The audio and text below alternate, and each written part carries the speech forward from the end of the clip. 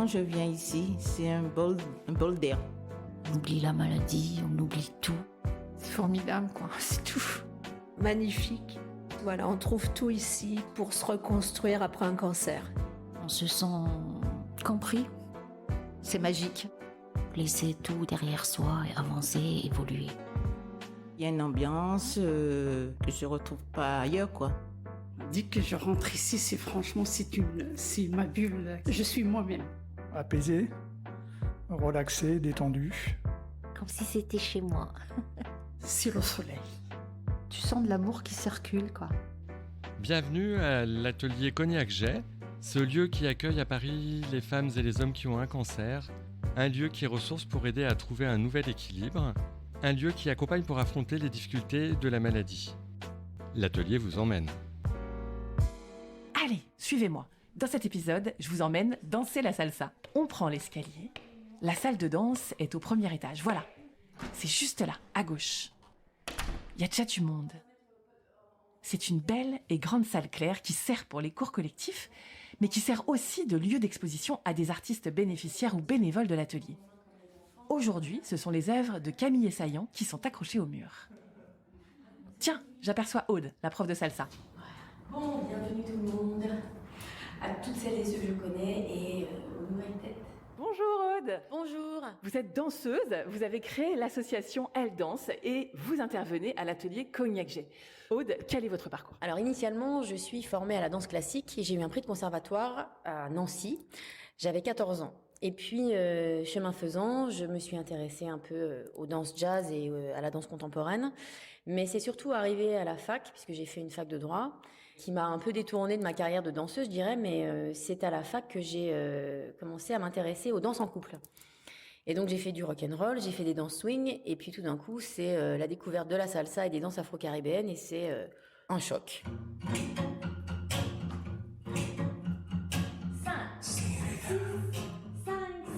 7, 8 et 1. 5, 1, 5, 2, 3, 4, 5. Voilà, super. 1, 2, 3, 5, 6, 7. 1, 2, 3, 5. Alors je me dis que je vais creuser, et je creuse tellement bien que ça m'amène jusqu'à Paris. Et je vais danser tous les week-ends, je fais mes allers-retours et un beau jour, j'arrive pour vivre à Paris et je consacre l'essentiel de mon temps à la salsa. Donc je vais me former, je vais rencontrer un partenaire qui va me permettre de danser dans des festivals dans le monde entier, jusqu'au jour où j'abandonne mon métier, qui était le notariat, pour me consacrer uniquement à la danse. C'est parti. De là, je crée une association. Je suis au chômage, j'ai du temps à tuer, je dirais, et surtout, il me faut du temps pour comprendre comment je vais vivre de la danse. Et c'est à cette occasion que je décide de donner 1 heure bénévole pour démarrer, avec de la salsa pour des personnes, alors initialement pour des femmes, en grande vulnérabilité. Et c'est dans le cadre du cancer qu'on va me répondre positivement. Et c'est ainsi que Elle Danse, mon association, est née et que je n'ai plus jamais rien lâché, ça fait 9 ans. 9 ans déjà. Et vous proposez toutes les semaines de danser la salsa avec vous. Qu'est-ce qui se passe quand autour de vous, vos bénéficiaires, dansez? Qu'est-ce qui nous fait aller mieux? Alors la danse a énormément de bienfaits en soi. C'est une activité physique, donc comme toute activité physique, on est dans le mouvement et donc on est dans le corps et donc forcément, par le mouvement, on apporte des bienfaits de toute nature, que ce soit l'entretien du cœur, le rythme de la respiration, le souffle, c'est tellement souvent ce qui est bloqué que avec la danse et avec l'activité physique, on n'a plus le choix que d'avoir un souffle sur lequel on s'appuie. Donc on améliore nos fonctions respiratoires et derrière on oxygène. Et derrière, on fait du bien à tous nos organes et donc au corps en général. On se muscle, on entretient sa souplesse, on se renforce de manière générale. Est-ce que vous pouvez me donner des sensations nouvelles qui émergent? Énergie. Ok, quoi d'autre? Détente. Détente. Déblocage. Déblocage. Bien-être. Bien-être. Expansion. Expansion. Vitalité. Vitalité. Lumière. Lumière. Le soleil. Le soleil. Chaleur. Chaleur. Décoller. Décoller. Le pas. Est-ce qu'on a des sensations corporelles différentes? On sent plus l'air sur la peau, on sent plus l'air quand on inspire. C'est ça? Ok. Légèreté. Légèreté. Le corps est plus léger. Oui, voilà. Ok. Sensation de légèreté. Relâcher, surtout le corps. Surtout le corps, il y a un relâchement musculaire. C'est moins tendu. Voilà. Alors ça va avec la légèreté volée. Ouais. Oui, voilà. Oui, c'était ça en fait. D'accord. On a chaud. On a chaud. Plaisir d'être dans son corps. Plaisir d'être dans le corps. Intéressant ça. Et puis, avec la danse, il y a aussi une dimension d'expression et une dimension artistique si on va plus loin. Donc, on améliore ses fonctions cognitives, sa mémoire, sa concentration, puisqu'on apprend des chorégraphies, on s'exprime, donc on libère ses émotions de toute nature. Et puis, avec la salsa, il y a quand même cette dimension incroyable qui est celle de la joie. Plénitude. Plénitude, voilà. Ça fait du bien. Ça fait du bien, on termine par ça. Liberté. Liberté. Assouplissement. Assouplissement. Magnifique. Magnifique. Un petit coup de chaud. Un petit coup de chaud. Un peu plus de concentration, quoi. Pression. À refaire. Avec des rythmes qui nous viennent de loin par rapport à nous ici et qui viennent apporter du soleil. Et dans le cadre de la cancérologie en particulier, on a besoin d'avoir cet équilibre parce que la maladie, c'est quelque chose qui plombe. Les traitements, ça fatigue énormément et il y a des effets secondaires qui sont lourds à gérer. Et grâce à l'activité physique, plus la possibilité de s'exprimer sur des rythmes qui sont chauds et qui sont solaires et qui nous emmènent dans une forme d'exotisme, forcément, on trouve un équilibre. Voilà, on rétablit les choses et ça harmonise en fait le quotidien. Donc ça apporte un mieux-être général. Et ça apporte un énorme sourire. Et ça amène le smile. À qui s'adressent ces cours? Faut-il déjà avoir pratiqué? Alors, il n'y a aucun critère en termes de pratique. On peut arriver ici et n'avoir jamais dansé de sa vie. Justement, j'entends souvent, mais comme je ne sais pas danser, je vais pas venir. Et ça vaut qu'on ait un cancer ou qu'on n'ait pas de cancer. Hein. C'est souvent ce qu'on dit. Alors qu'en fait, c'est vraiment une barrière qu'on se met. S'il y a des cours qui sont là, c'est justement pour apprendre. Venez, même si vous ne savez pas danser, justement, ces cours sont pour vous. 2, 3, 4, 5, 6, 7. On réduit la largeur de l'ouverture des jambes quand on fait le déplacement. Et 5, et 6, et 7, et 8. Souvent aussi, quand on se retrouve avec la maladie qui vous tombe dessus, on va avoir l'envie de faire des choses qu'on n'avait jamais faites jusqu'à présent. Alors il faut surtout pas hésiter. C'est le moment. C'est le plein moment et comme on fait les choses en les adaptant, que ce soit l'enseignement ou même les mouvements eux-mêmes, on adapte tout, ce qui fait qu'il ne faut pas avoir de crainte et donc, quel que soit son état aussi, si on est fatigué, c'est OK, si on a des lourdeurs liées à une chirurgie, etc., c'est OK, tout est adapté. Donc, il n'y a vraiment aucune contre-indication, sauf celle d'un médecin éventuellement, puisqu'il n'est pas question de venir sans un certificat de non-contre-indication à la pratique de la danse, mais en dehors de ça, tout le monde peut venir. Voilà, dès que vous avez été touché par cette maladie du cancer, vous êtes accueilli à bras ouverts par Aude. C'est ça. Comment vous arrivez ici, Aude, à l'atelier Cognac-Jet? Vous êtes danseuse, comment vous arrivez ici? Au départ, c'est, allez, je vais donner une petite heure de cours de danse bénévole et moi, je continue à danser et j'essaie de développer mon activité de danseuse. Et puis, je me fais prendre parce que je m'attends pas à ce qui va arriver. C'est vraiment un acte de générosité, mais ça, finalement, c'est bien au-delà de cet acte de générosité que les choses vont m'emmener. En l'espace de 2 ans, je vais avoir une vingtaine de personnes dans les cours et je vais me dire, c'est vraiment ça que je veux faire, en fait. Et donc, je vais aller beaucoup plus loin. Je vais décider que, oui, les patients, ils sont dans les hôpitaux, donc il faut que j'aille dans les hôpitaux aussi. Et puis, quand on est dans la danse, on fait pas que apprendre à danser, on va aussi sur scène. Donc, je vais décider d'emmener les bénéficiaires sur scène. Et puis, ça va même aller plus loin parce qu'il y a même un hôpital qui va me proposer de danser au chevet. Donc, en fait, c'est un ensemble d'aspects de la danse que je vais embrasser complètement et que je vais dédier à la cancérologie. Pensez aux ailes que vous avez dans le dos. On lâche rien, on ne fait que aller plus loin. On garde tout ce qu'on a mis en place jusque-là et on rajoute des ailes.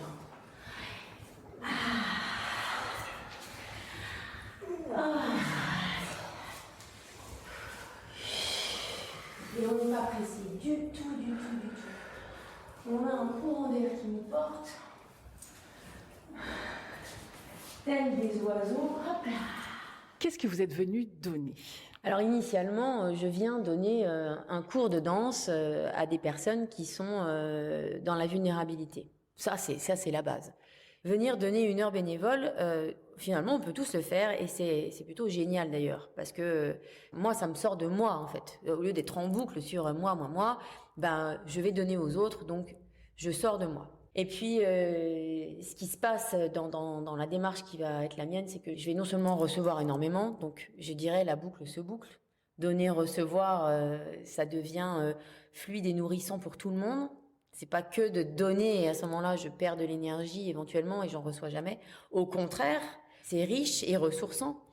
Et puis, j'ai gagné aussi en dimension un peu plus large. Je me suis dit que c'était vraiment une démarche beaucoup plus universelle, c'est-à-dire humaine. Et si on se met à penser que chacun, on a un rôle à jouer comme le colibri, j'invente rien en disant ça. Si on a tous un petit rôle à jouer pour que cette humanité se porte mieux, continuons par des actions de ce type à faire du bien aux autres et en même temps en faisant du bien, on se fait du bien à soi. Et donc, finalement, on fait du bien à l'humanité, quoi. Donc, c'est une démarche qui est devenue une démarche plus large, au final. Une action bénévole, ça devient un engagement, et un engagement quotidien. C'est-à-dire que je me lève avec mon action, je me couche avec mon action, je mange avec cette action, et c'est tout mon être maintenant qui est engagé dedans. Donc, c'est même au-delà d'être dans du bénévolat. C'est un chemin pour moi, et je me dis, tout ce que tu t'es donné à toi-même dans cette aventure, redonne-le. Regarde pas ça pour toi, puisque c'est une ressource que tu as trouvée, partage-la. Bon, merci pour tous ces partages. Moi, j'en ai les poils qui se hérissent sur les bras. Alors, merci pour ça. Pouvez-vous décrire cet endroit ? L'atelier Cognac G, c'est un havre de paix. On est côté cour, et même je dirais côté jardin, c'est-à-dire qu'on n'entend pas la rue. On est en plein Paris et pourtant, on a un mur végétal, on a une pelouse, on a un grand carré de verdure qui nous accueille.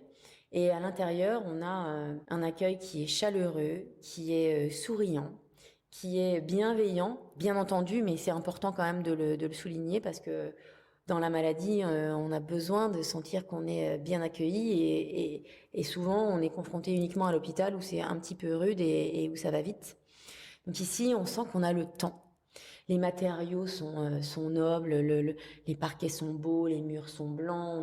On a une exposition qui s'installe dans notre salle de danse toutes les semaines.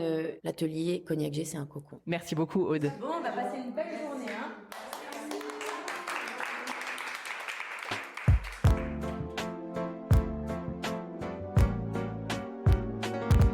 Bonjour Thibaut Tenaillot, merci d'être avec nous. Vous êtes directeur de l'hôpital franco-britannique à Levallois-Perret dans les Hauts-de-Seine et vous êtes aussi l'un des 3 cofondateurs de l'atelier Cognac G et on voudrait mieux vous connaître, vous et aussi votre parcours.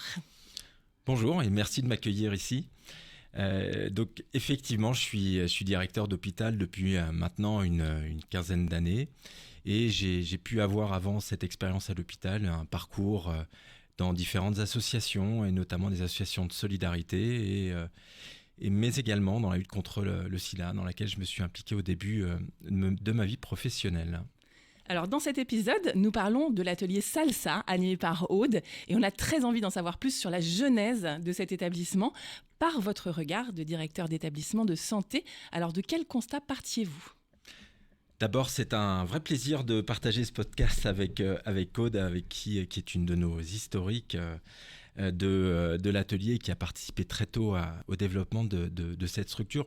Le constat, il était assez simple au départ, c'est que finalement l'hôpital ne peut pas répondre à tous les besoins des participants et notamment des patients atteints de cancer. Et donc on a dû évidemment réfléchir à des nouvelles façons de faire, d'intervenir pour répondre à ces besoins. Et à quels besoins répond l'atelier ? Alors les besoins, ils sont évidemment multiples. Le premier, c'est celui de l'accompagnement. On a un hôpital qui s'est énormément développé avec beaucoup de techniques, beaucoup d'évolutions thérapeutiques et finalement toute la nécessité d'accompagnement, l'hôpital n'était plus en capacité vraiment de la réaliser. Donc il faut réfléchir à la façon dont on accompagne en dehors de l'hôpital les patients atteints de cancer.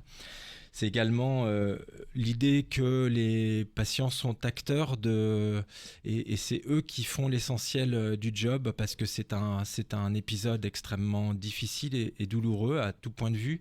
Et donc, on doit les accompagner, les mettre en condition pour qu'ils soient eux-mêmes acteurs de leur réussite thérapeutique.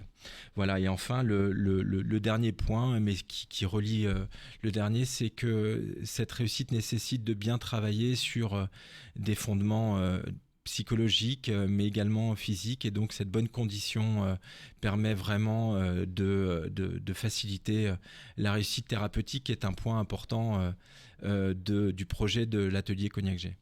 Et en quoi l'atelier Cognac-J est-il un lieu innovant ?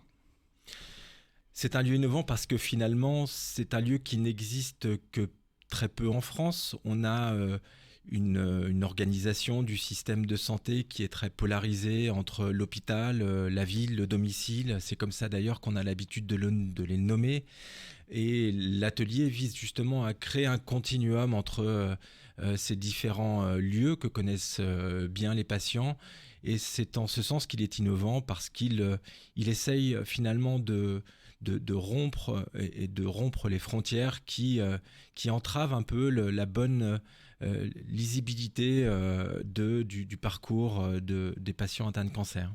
Et y a-t-il des conditions pour bénéficier des activités ? Alors les conditions d'abord économiques finalement pour nous et au nom de la Fondation Cognac-J, on a souhaité permettre l'accessibilité maximale des patients à l'atelier. Donc finalement, chacun contribue en fonction de ses ressources. Et évidemment qu'on demande, c'est aussi un acte d'engagement des participants que de participer. Mais en tout cas, on ne veut absolument pas que ce soit un obstacle à leur participation à l'atelier.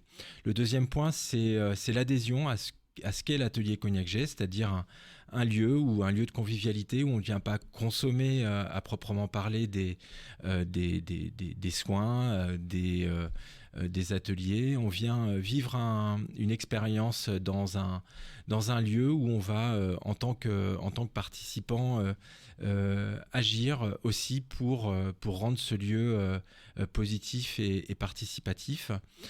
Le troisième point, c'est de s'inscrire, et c'est un élément important pour nous, c'est de s'inscrire dans un continuum thérapeutique avec l'hôpital parce que l'atelier se construit en toute complémentarité avec les activités hospitalières et vise justement à rendre efficace le projet thérapeutique qui est élaboré à l'hôpital bien souvent. Donc évidemment que ce n'est pas un lieu alternatif comme on pourrait l'imaginer ou que certains pourraient l'imaginer. En tout cas pour nous ça ne l'est pas et donc dès lors qu'on est dans cet équilibre entre son suivi thérapeutique à l'hôpital, eh bien on peut tout à fait participer à la vie de l'atelier. Et alors, Thibaut Tenaillot, racontez-nous ce jour où vous vous êtes retrouvés autour d'une table avec Véronique Durouchou et Clémentine Villeminet. Est-ce que vous vous souvenez de ce moment où vous vous êtes dit « Allez, c'est parti, on y va ». Alors, il se trouve que je m'en souviens très bien. C'est toujours ces moments dans la vie où on rencontre des gens d'exception et on sait qu'on va les garder comme compagnons de route pendant un petit moment. C'est ces moments de grâce, comme on les appelle.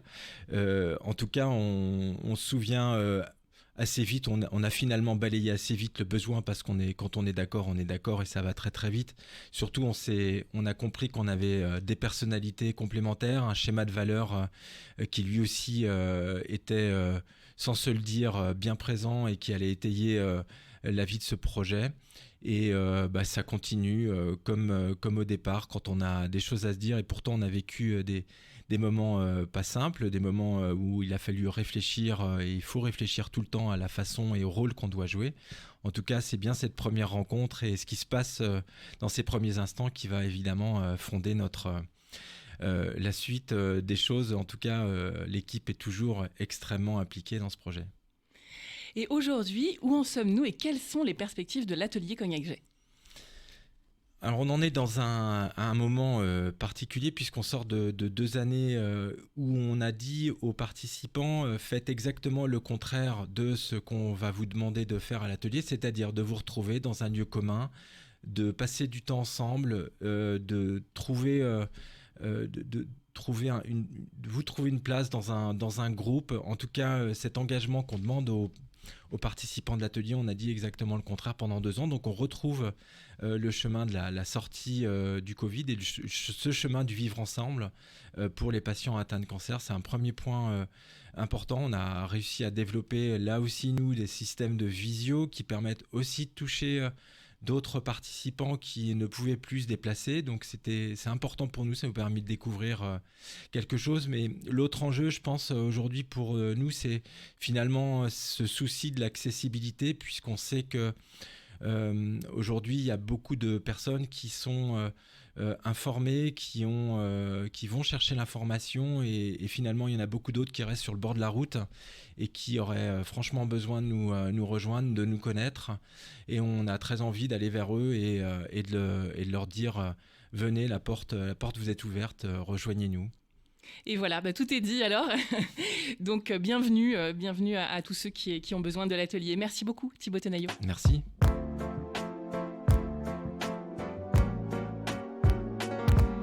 Voilà de retour en cours de salsa, où je vous présente Domi, une élève du cours de danse d'Aude. Domi, on va se redresser pour mettre la tête au-dessus des pieds. Le poids va sur la droite, le poids va sur la gauche. Domi, est-ce que je peux vous demander pourquoi vous êtes là ? Pour penser à autre chose que la maladie. Et c'est vrai que Aude, elle donne vraiment envie de danser, de trouver le bon rythme, de s'adapter, même sans parler, avec sa gestuelle, son aisance, sa liberté. Elle donne envie de l'imiter, quoi. Il y a une espèce d'effet miroir comme ça qui donne complètement envie et ça fait beaucoup de bien. Justement, comment vous vous sentez, Domi ? C'est vrai qu'avec l'échauffement et tout ça, on se sent plus ample, on a l'impression de s'étendre, de se détendre, de grandir, de manger plus l'espace. J'accélère un petit peu. 1, 2, 3, 4, 5, 6, 7. Dernière fois. 1, 2, 3, 4, 5, 6, 7 et 8. On lâche pas, ça va tenir comme ça, mais ça ne se fait pas. Ça fait du bien parce que dans la vie quotidienne, on ne s'autorise pas trop tout ça. Et Aude, oui, par son exemple, on n'a qu'une envie, c'est de trouver cette liberté de mouvement, ample, de manger l'espace. Est-ce qu'on peut dire que vous vous sentez mieux après le cours ? Ah oui, nettement, oui, complètement. Dernière fois. On va lâcher le mouvement et on va marcher dans l'espace. Qu'est-ce que ça vous apporte de danser la salsa avec Aude ? L'apprentissage du lâcher-prise. C'est vrai que là, en tant que follower, il faut se laisser guider, donc vraiment être à l'écoute de l'autre. En fermant les yeux, c'est encore mieux. Que les petites pattes de chat qui effleurent la main de l'autre et qui guident, on est obligé de s'adapter. Ben ça, c'est pas évident. Cherche à te mettre en connexion avec moi, sans tomber. Reste bien au-dessus de toi. Voilà. Là, je suis pas en connexion. Non, parce que tu penches vers moi. Attends. Voilà. Garde ton bassin au-dessus, au-dessus. Voilà. Et là, j'ai rien, regarde. Je peux pas m'accrocher à toi. Ah oui, un peu patte de chat. Patte de chat. Voilà. Sans les pouces. Vous dites follower parce que vous dansez en couple et qu'il y a un leader et quelqu'un qui suit. Et aujourd'hui, Domi, vous étiez follower, c'est pour ça. Voilà. Et je ne sais pas ce que ça donnerait si j'étais leader. Peut-être qu'en tant que leader, il y a moins le lâcher-prise, puisque c'est lui qui guide. Mais en tant que follower, j'ai vu tout le travail qui me reste à accomplir du côté du lâcher-prise et d'accepter inconditionnellement de se laisser guider. On danse, vraiment. On n'est plus académique. On envoie le bassin, on envoie tout. Les yeux. On fait tout ce qu'on a. Prenez même de l'espace si vous en avez envie. Les leaders, vous avez même la liberté de sortir du 2 et 2. Vous avez envie de faire 3 sur le côté, vous faites 3. Vous avez envie de faire un seul qui va d'avant en arrière, c'est votre choix. Follower, ça vous met en état. D'écouter. Ça va pour tout ça ?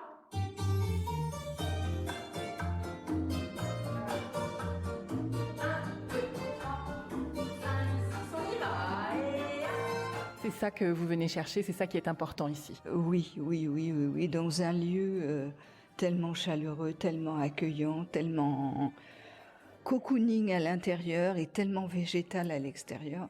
Et la semaine dernière, on avait fait ce cours de salsa avec Aude dans l'herbe, et rien que la sensation de l'herbe sous les pieds, l'herbe entre les orteils, tout ça. Mon Dieu, en plein Paris, quel bonheur, quelle liberté. Un bain de nature d'un seul coup, c'est beaucoup ça que je viens chercher aussi. Et ce mur végétal, la nature en plein Paris, c'est... Et Aude par-dessus, c'est un grand plaisir. Justement, j'allais vous demander, c'est quoi l'atelier Cognac Jet pour vous? C'est un gain de liberté, de plaisir, de rencontre, de partage, dans un lieu hyper accueillant, avec les gens qui sont là, qui nous sourient. On sent une vraie bienveillance, une tolérance totale, et c'est un lieu exceptionnel. Comment vous avez découvert ce lieu? Grâce à ma fille aînée qui a cherché comment m'accompagner dans ma maladie et partager avec d'autres concernés par la même pathologie ou une autre, ou en tous les cas ne pas me sentir seule et être dans l'action pour ne pas risquer de se recroqueviller, vivre et penser à autre chose. Très très très important.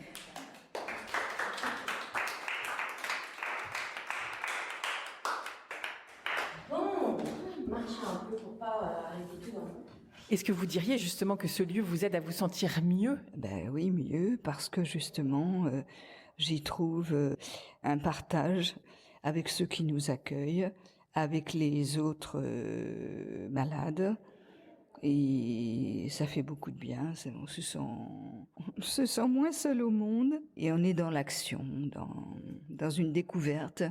Moi, je découvre ici des tas d'activités que je ne connaissais absolument pas. La salsa, le qigong, c'est une très belle découverte. Merci à Cognac Jet. Est-ce qu'on est bien là? On est pas mal. On est pas mal.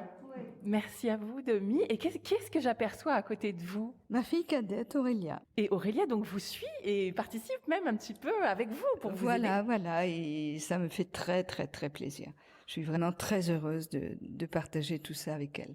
Bonjour Aurélia. Bonjour. Selon vous, vous qui vivez à côté de votre maman, qui la voyez évoluer, qu'est-ce que ce lieu lui apporte? Je sens que ça lui apporte beaucoup de bien-être, de douceur. C'est quelque chose qu'elle aime aussi, qu'on partage ensemble. Par exemple, ce matin, je l'ai accompagnée en lui disant que j'étais pas tout à fait sûre d'y participer s'il y avait trop de candidats, ce qui n'est pas le cas toujours selon les semaines. Et j'ai senti que ça lui faisait très plaisir. Et comme il y avait de la place, j'ai profité du cours et ça nous a fait beaucoup de plaisir à toutes les deux. C'est vrai que dans la vie de tous les jours, même si on se voit beaucoup et qu'on partage d'autres choses, les journées sont quand même aussi ponctuées de rendez-vous médicaux, pas toujours très agréables. Et ça nous ressoude, ça nous apporte de la chaleur humaine, du bien-être, une bonne énergie dont on manque parfois. Quand on est aidant et proche, évidemment, on veut le meilleur pour son parent. Est-ce que vous êtes contente d'avoir trouvé cet endroit? Ah oui, complètement. Pour moi, ça s'inscrit presque dans le parcours de soins, en fait. Ça participe peut-être pas de la guérison, mais du mieux-être, en tout cas. Ça en fait, intimement partie. Parce qu'on dit beaucoup que dans cette maladie, le mental compte beaucoup aussi. Et je le vois à quel point ça lui insuffle une bonne énergie. Merci beaucoup. Je t'en prie. À toutes les deux. Merci, ça fait plaisir. À refaire. Merci pour ça. L'atelier Cognac Jet vous remercie pour votre écoute et espère vous avoir donné l'envie de découvrir la suite.